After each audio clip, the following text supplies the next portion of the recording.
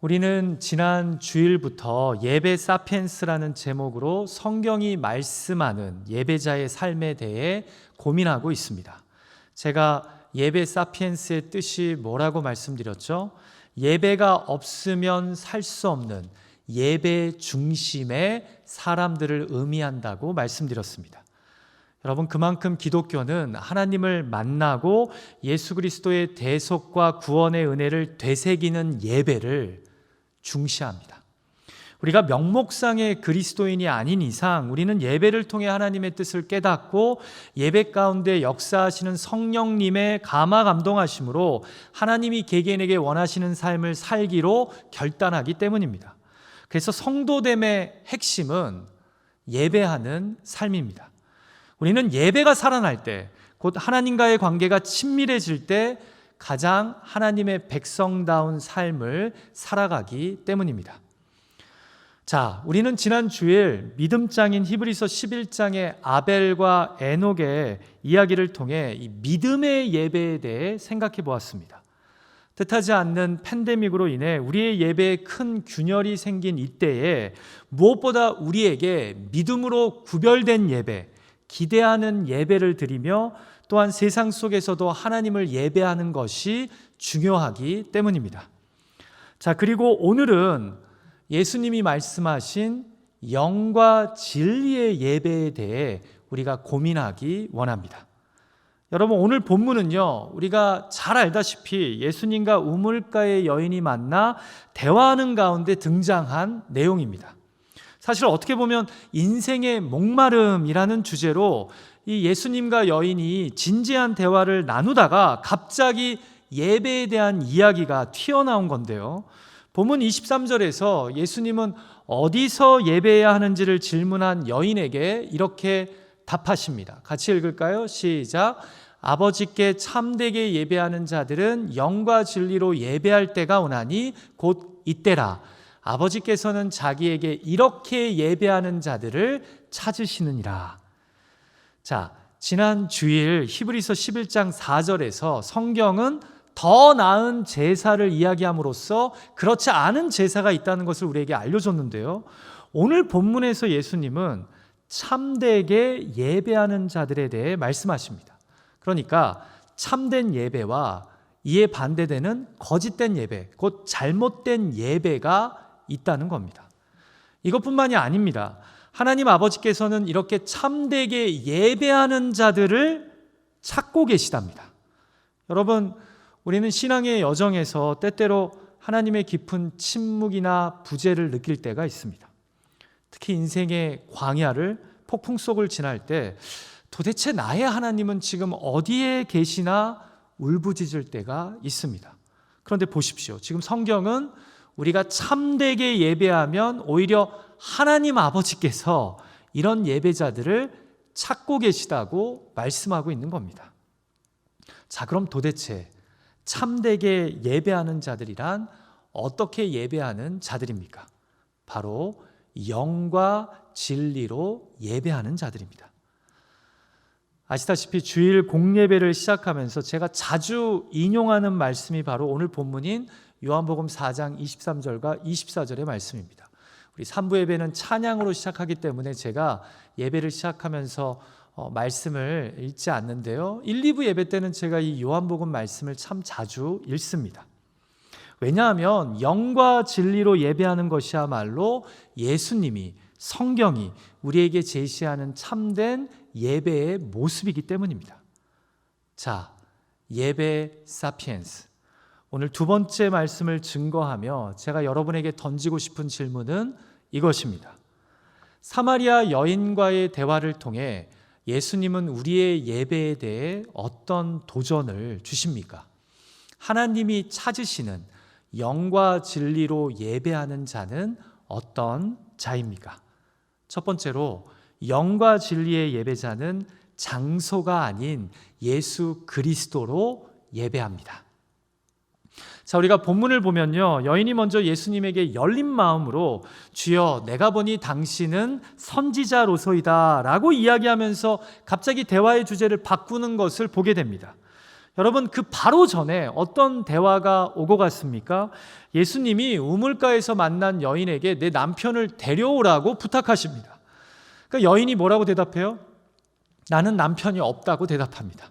그러자 예수님이 여인의 삶을 속속들이 다 알고 계신 것처럼 말씀합니다. 내가 남편이 없다 하는 말이 옳다고, 남편 5이 있었고 지금 있는 자는 내 남편이 아니니 내 말이 참되다라고 말씀하십니다. 여러분, 아마 순간 여인은 식은땀을 흘렸을 겁니다. 마을 사람도 아닌 외지인이 자신에 대해 속속들이 알고 있으니까 말입니다. 당황해하며 여인이 한 말이 바로 주여, 내가 보니 선지자시군요 라고 이야기한 겁니다. 자, 그런데 여인이 여기서 갑자기 대화의 주제를 바꿉니다. 사실 여기서 그 다음에 나와야 할 말은 이런 것 아닐까요? 어떻게 해야 6번째 남자와 동거하고 있는 저의 이 부도덕한 죄가 용서함을 받을 수 있습니까? 라고 선지자에게 이야기해야 하는데 뜬금없이 민감한 종교적 이슈로 대화의 방향을 돌립니다. 같이 본문 20절 말씀을 읽을까요? 시작. 우리 조상들은 이 산에서 예배하였는데 당신들의 말은 예배할 곳이 예루살렘에 있다 하더이다. 여기서 우리 조상들은 사마리아인들의 조상이고요, 당신들의 말은 유대인들의 말을 의미합니다. 자, 어떤 성경학자들은요, 아마도 자신의 아픈 상처를 오픈하고 싶지 않아서 주제를 바꿨다고 보기도 하고요, 또 어떤 성경학자들은 자신의 이 부도덕한 죄를 용서함 받기 위해 어디로 가서 속죄 제사를 드리는 것이 옳은지 질문한 것으로 보기도 합니다. 자, 어떤 것이 사실이든 여기서 중요한 것은요, 연희 당시 유대인들과 사마리아 사람들에게는 매우 민감한 질문을 예수님에게 던졌다는 점입니다. 여러분, 예수님 당시 유대인들과 사마리아인들은요, 사이가 매우 안 좋았습니다. 아니, 좀 더 정확하게 얘기하자면 예루살렘을 기점으로 한 유대인들이 사마리아 사람들을 인간 취급하지 않았습니다. 왜냐하면 그 옛날 북이스라엘이 망하면서 아수르 제국 때 이방인들이 대거 이주한 곳이 이 사마리아요. 그래서 피가 섞이고 혼합 종교가 자리 잡은 곳이 사마리아였기 때문입니다. 여러분, 누구나 그렇죠. 한쪽이 인간 취급을 안 하면 지렁이도 밟으면 꿈틀거린다고 사마리아 사람들도 서서히 유대 사람들을 배척하기 시작합니다. 자, 그러면서 사마리아 사람들이요, 자기들 지역에 있는 그리심 산이 성전이 세워져야 할 곳이라고 주장합니다. 여러분, 사마리아 사람들은 구약 성경 중에 모세 오경까지만을 하나님이 주신 말씀으로 믿었거든요. 그래서 이 사람들은 아브라함이 가나안 땅에 와서 제일 먼저 제단을 쌓은 그림신 산이 다윗과 솔로몬 왕을 통해 지은 예루살렘 시온산보다 더 거룩한 곳이라고 생각한 겁니다. 거기다 율법에는 오직 한 곳에서만 성전이 세워질 수 있다고 했기에 성전의 장소는 예루살렘이 아니고 바로 그림신 산이라는 겁니다. 자, 그런데 예수님은 어떻게 보면 상당히 민감한 이 질문에 어떻게 답하십니까? 어디가 맞습니까? 라고 장소를 묻는 여인에게 뜬금없이 때를 말씀하십니다. 같이 본문 21절 말씀 읽을까요? 시작. 예수께서 이르시되 여자여 내 말을 믿으라. 이 산에서도 말고 예루살렘에서도 말고 너희가 아버지께 예배할 때가 이르리라. 자, 여기서만 때를 얘기하지 않으세요. 23절에서도 반복해서 때를 2번 이야기하세요. 여러분, 흥미롭죠? 두 장소가 다 아니라고 하시면서 갑자기 때에 대해서 말씀하십니다. 여러분, 이 요한복음에서요, 때를 뜻하는 헬라어 단어 호라가 나오면요, 이것은 거의 다 예수님의 십자가 사건의 때를 의미합니다. 왜냐하면 요한복음의 관점에서 이 때란 바로 예수님의 사명이 완성되는 때를 의미하기 때문입니다. 예를 들어 볼까요? 요한복음 7장에 보면 초막절임에도 불구하고 예수님이 자신을 죽이려는 유대인들을 피해 예루살렘을 방문하지 않자 그의 가족, 형제들이 예수님에게 오히려 가셔야 된다고, 가서 당신이 행하는 놀라운 기적을 보임으로 당신이 어떤 자인지를 보여야 된다고 요청합니다. 근데 그때 예수님이 이렇게 말씀하십니다. 내 때는 아직 이르지 아니하였거니와. 자, 여기서 이 때는 무엇을 의미합니까? 유대인들에 의해 십자가에 못 박혀 죽으시는 그때를 의미합니다. 여러분 17장에서도 또 나와요. 1절에 보면요, 십자가에 달려 죽으시기 전날 밤 예수님이 제자들을 위해서 하나님께 기도하십니다. 근데 기도하면서 또 이렇게 말씀하십니다. 하늘을 우러러 이르시되 아버지여 때가 이르렀사오니. 자, 그러니까 본문 21절과 23절에서 예수님이 말씀하시는 영과 진리로 예배할 그때란 언제를 의미합니까? 바로 예수님이 십자가에 못 박히시는 때를 의미합니다. 여러분, 이게 무슨 의미일까요? 지금 어떤 때가 다가오고 있는데 그때가 되면 예배 장소가 그림신산이냐 예루살렘이냐는 중요한 문제가 되지 않는다는 겁니다. 왜요? 예수님이 십자가에 못 박혀 죽으심으로 이제 기존의 예루살렘 성전은 무너지고 누구든지 이 예수 그리스도를 통해 어디서든지 하나님을 예배할 수 있게 되기 때문입니다. 그래서 여러분, 마태, 마가, 누가복음이 예수님이 십자가에 못 박혀 죽으셨을 때 어떤 일이 성전에서 일어났음을 강조합니까? 바로 성전 안, 지성소를 가로막는 휘장이 위로부터 아래로 찢어진 것을 세 복음서가 동일하게 말씀하지 않습니까? 왜냐하면 이제는 예루살렘 성전이 아닌 예수 그리스도를 믿음으로, 그분의 십자가 대속을 믿음으로 어디서나 하나님을 예배할 수 있게 되기 때문입니다. 한마디로 성전 예배가 마무리되고 예수 그리스도를 통한 십자가를 믿는 믿음으로 어디서나 예배드릴 수 있는 시대가 열리기 때문입니다. 사랑하는 예배자 여러분, 언제 신앙이 종교로 바뀌는지 아십니까?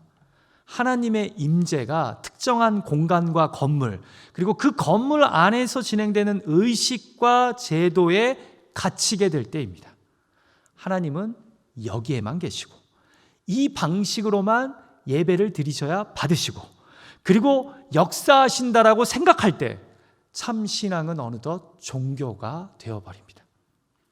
그래서 예배를 드리는 특별한 장소와 건물을, 그리고 예배를 인도하는 사제들을 하나님보다 은연중 더 중시하면 신앙은 순식간에 부패한 종교가 되어버립니다.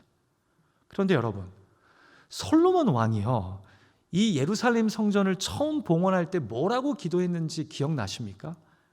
우리가 신앙하는 하나님을 어찌 이 땅에, 아니 하늘들의 하늘이라도 용납할 수 있겠냐고, 어떻게 하나님의 집이 이 예루살렘 성전에 제한되겠냐라고 그렇게 하나님께 기도해요. 그만큼 하나님은 크시고 어디든지 계시다라는 거죠. 자, 그런데 지금 성전을 지은 이후 수백 년이 지난 다음에 어느덧 유대인들과 사마리아인들은 하나님은 이곳에만 임한다, 아니다, 우리 지역에 임한다라고 이야기하면서 옥신각신하고 있는 겁니다. 사실 이 성전도 로마 제국에 의해 결국 무너지게 되는데 말입니다. 사랑하는 예배자 여러분, 영과 진리로 예배한다고 할 때 이 진리는요, 바로 예수 그리스도를 의미합니다. 그래서 뒤에 요한복음 14장 6절에 보면 예수님이 이렇게 말씀하시잖아요. 내가 곧 길이요 진리요 생명이니 나로 말미암지 않고는 아버지께로 올 자가 없느니라. 무슨 말씀입니까? 진리인 나를 통해서만, 나의 십자가 대속을 통해서만 아버지께 나아갈 수 있고 어디서든지 예배할 수 있다는 겁니다. 여러분, 하나님이 영이시라는 말씀은 하나님이 그 어떤 공간과 건물에 제한되는 분이 아니시라는 의미입니다. 그러므로 영과 진리로 예배한다는 것은 내가 예수 그리스도로, 곧 예수 그리스도의 십자가를 믿음으로 이제 어디서나 예배할 수 있다는 겁니다. 이 팬데믹으로 인해 우리가 너무나 사랑하고 아끼는 이 예배당에서 지금 우리가 함께 모여 예배할 수는 없지만, 그럼에도 불구하고 우리는 예수 그리스도를 통해 어디서나 하나님을 예배할 수 있습니다. 그러므로 영과 진리의 예배자는 장소가 아닌 어디서나 예수 그리스도를 믿음으로 예배하는 자입니다. 사랑하는 예배자 여러분, 오해하지 마십시오. 교회 예배당은 우리에게 너무나 소중한 공간입니다. 저도 집에서 기도하는 것보다 예배당에서 기도하는 것이 솔직히 더 편하고 집중이 잘 됩니다. 팬데믹으로 인해 우리가 예배당에서 모여 예배하지 못하는 것이 얼마나 안타까운지 모릅니다. 그러나 하나님은 영이십니다. 그리고 우리는 장소가 아닌 진리 대신 예수 그리스도의 십자가를 믿음으로 거룩한 하나님 앞에 담대히 나아가 예배하는 자들입니다. 어떤 목사님이 이런 이야기 하시더라고요.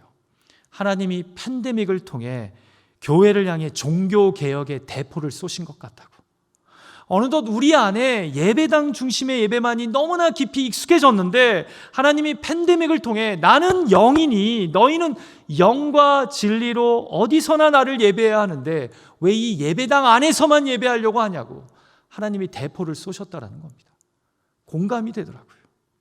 여러분, 하나님은 영이시니 우리는 장소가 아닌 진리 대신 예수 그리스도를 통해 예배하는 자들인 줄 믿습니다.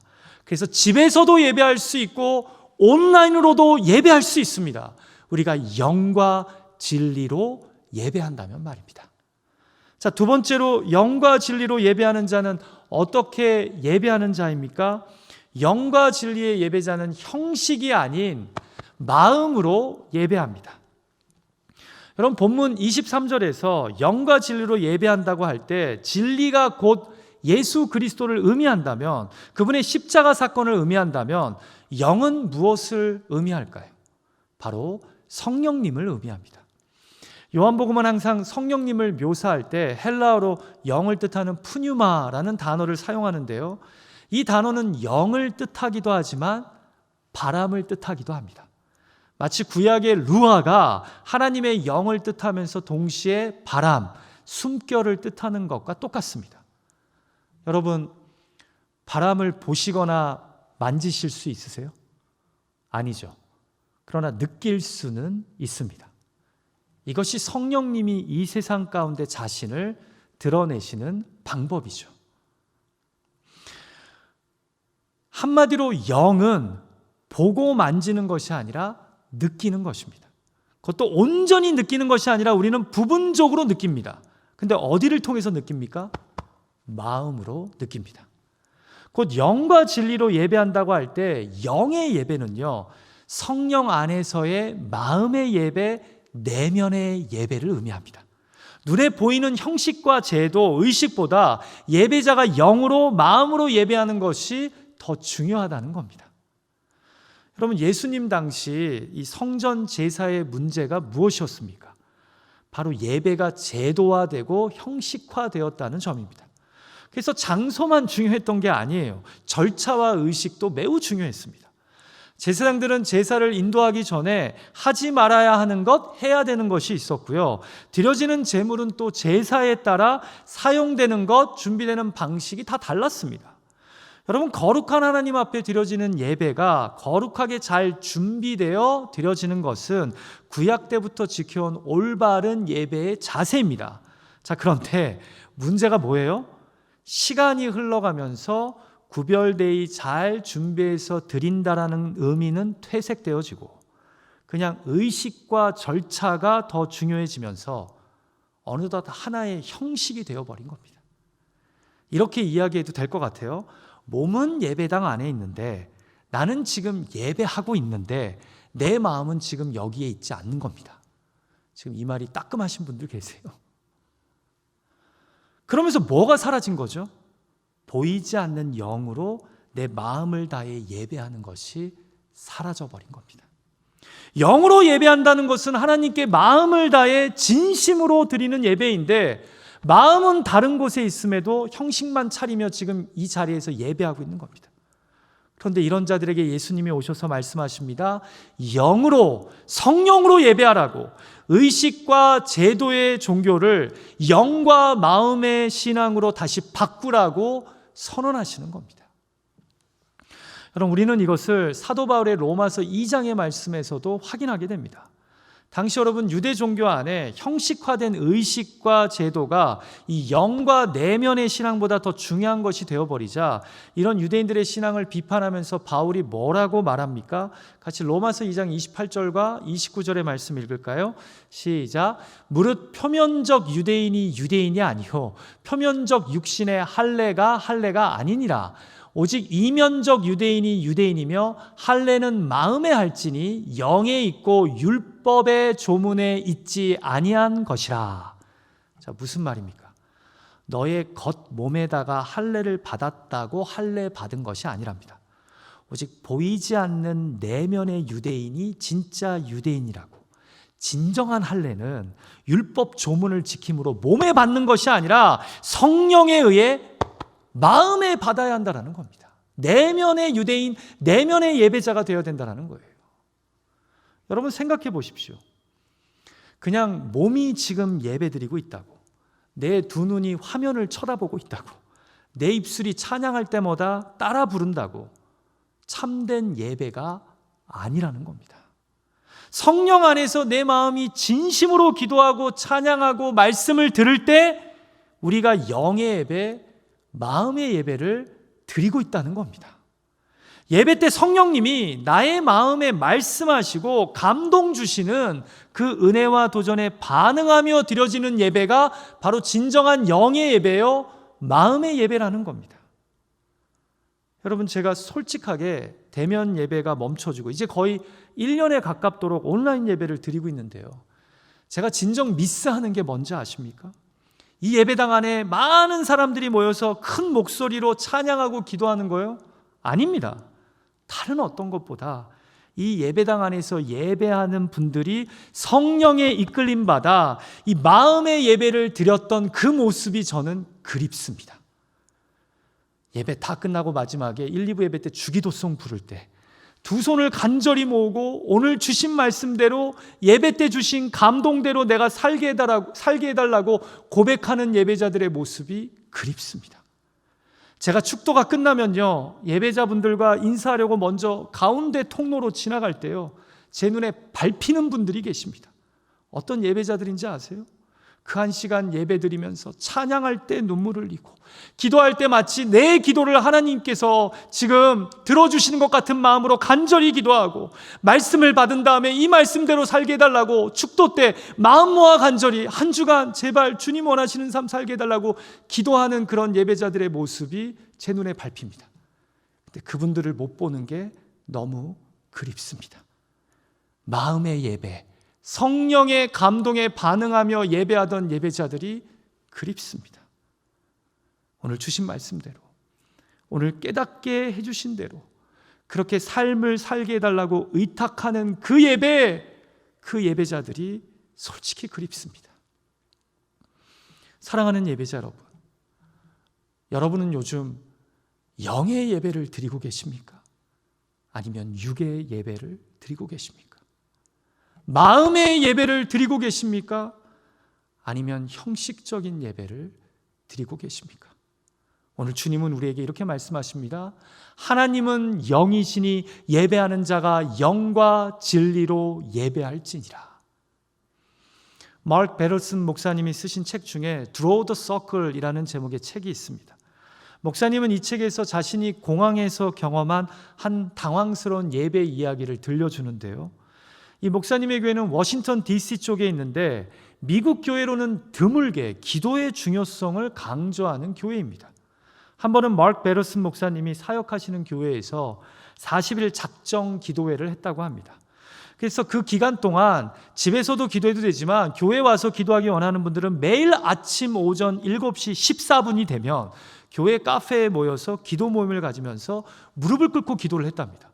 처음 며칠 무릎 꿇고 기도하는데 점점 무릎 꿇고 기도하는 사람들이 많아지면서 이 기도회는 무릎 꿇고 기도하는 모임이 되었답니다. 오전 7시 14분만 되면 사람들이 교회 카페에 모여 무릎 꿇고 기도하는 겁니다. 이제 책의 이야기를 읽어드립니다. 어느 날은 아침 일찍 클리블랜드행 비행기를 타느라 교회 기도 모임에 참석할 수 없었다. 그런데 비행기에서 내리는 시간이 정확히 기도 시간이었다. 그 시간이면 당연히 우리 교회 카페에서 무릎을 꿇고 기도하고 있었겠지만 그날은 공항을 빠져나가고 있었다. 그런데 그때 내가 서 있는 공항의 그 장소에서 무릎을 꿇고 기도하라는 성령의 마음이 느껴졌다. 하지만 솔직히 내 안에서는 반발심이 일어났다. 나는 즉각 주님, 저는 지금 클리블랜드 공항 한복판에 있습니다 라고 이야기했다. 그러자 주님이 네가 어디 있는지는 나도 잘 알고 있다. 게이트 DA 앞에 서 있지. 처음에 나는 기도를 하지 않으려는 온갖 그럴듯한 이유를 머릿속에 떠올렸다. 주님, 주변 사람들에게 광신도 같은 부정적인 인상을 심어주고 싶지 않습니다. 짐 찾는 곳으로 걸어가면서도 얼마든지 기도할 수 있잖아요. 잠시 후에 호텔에 도착했을 때 그때 무릎 꿇고 기도하면 안 됩니까? 물론 틀린 생각은 아니었지만 중요한 건 그게 아니었다. 나는 내가 사람들의 눈을 의식하는 것보다 하나님의 눈을 더 의식한다는 사실을 증명해 보이고 싶었다. 언제 어디서나 나는 그분께 속한 사람임을 입증해 드리고 싶었다. 나는 좌우를 살핀 뒤에 결국 게이트 D8 앞에서 무릎을 꿇었다. 나중에 이 이야기를 우리 교인들에게 들려주자 교인들이 놀라운 반응을 보이기 시작했다. 교인들이 엘리베이터 안에서, 교실 안에서, 은행 안에서, 법정 안에서 무릎을 꿇고 기도했다는 이야기가 속속 들려왔다. 하지만 아무 때나 여기저기서 기도한다는 게 중요한 게 아니다. 언제 어디서나 하나님 앞에 무릎을 꿇고 기도할 용의가 있느냐는 것이 관건이다. 여러분, 이게 무슨 예배예요? 제가 봤을 때 영과 진리의 예배입니다.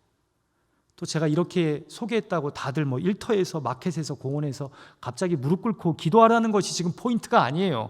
중요한 것은 성령이 내 마음에 감동을 주실 때 형식이 아니라 성령이 내게 감동 주시는 대로 반응하며 어디서나 예배하는 것. 예수 그리스도를 통해 내가 어디서도 예배할 수 있음을 알기에 그렇게 믿고 예배할 수 있는 것. 그래서 삶의 모든 것을 기도의 자리, 예배의 자리로 만들어가는 것.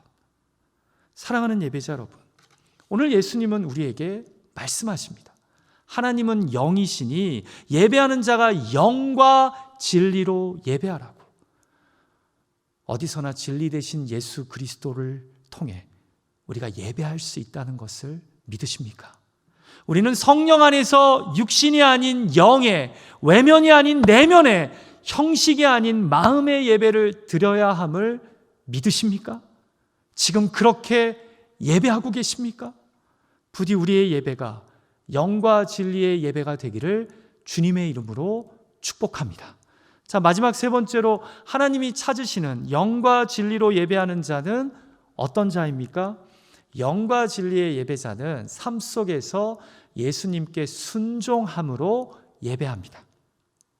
여러분, 지금까지 우리가 배운 내용들을 좀 정리해 보죠. 자, 진리로 예배한다는 것은 예수 그리스도를, 그분의 십자가 사건을 통해 우리가 어디서나 예배할 수 있다는 거죠. 자, 영으로 예배한다는 것은 영이신 하나님을 우리가 내면에, 성령께서 우리 마음에 감동을 주시는 대로 예배할 수 있다는 겁니다.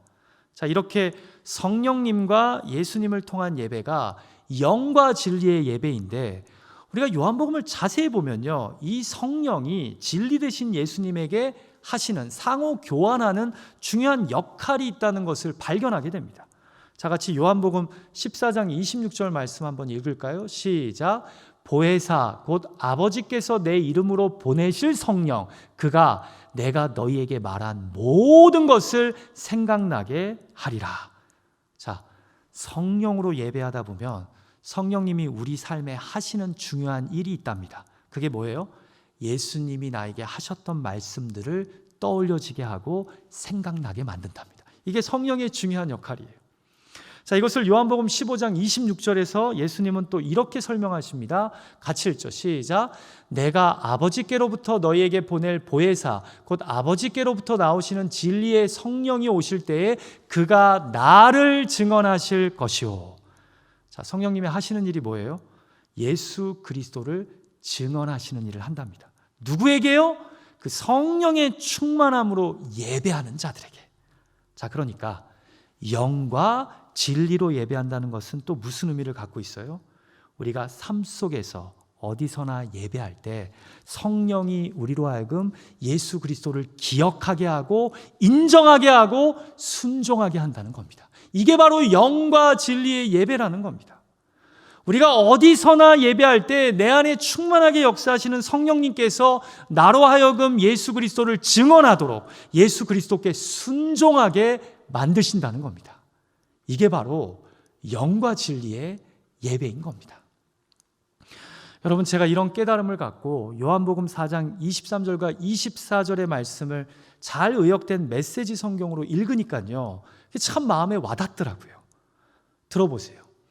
하나님 앞에서 중요한 것은 너희가 어떤 사람이며 어떻게 사느냐 하는 것이다.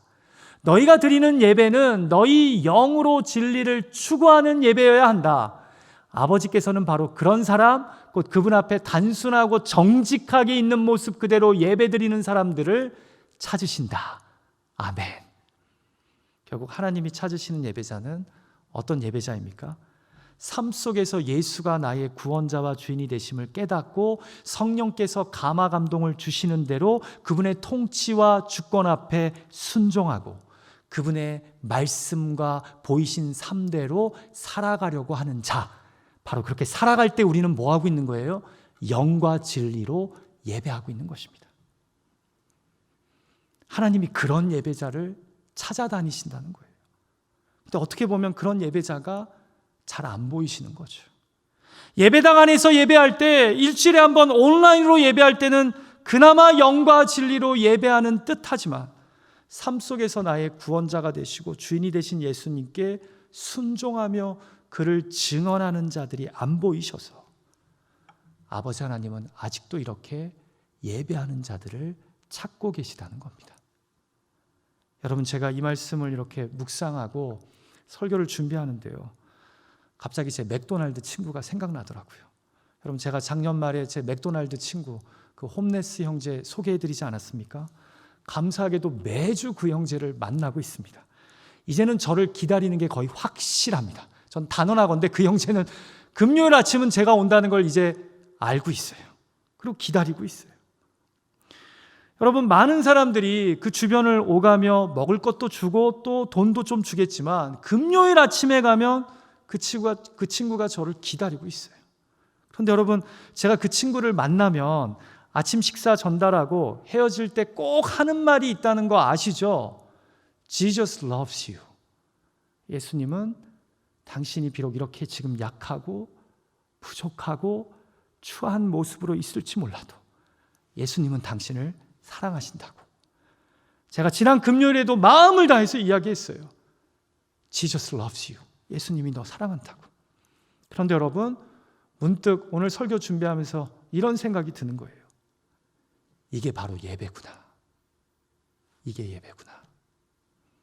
여러분, 저한테 금요일 아침 맥도날드 가는 길은요, 들떠 있는 길입니다. 신이 나요.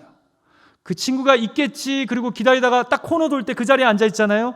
그러면 마음이 즐거워서 주문을 해요. 그리고 주문을 한 다음에 아침 식사를 사서 친구에게 전달을 해요.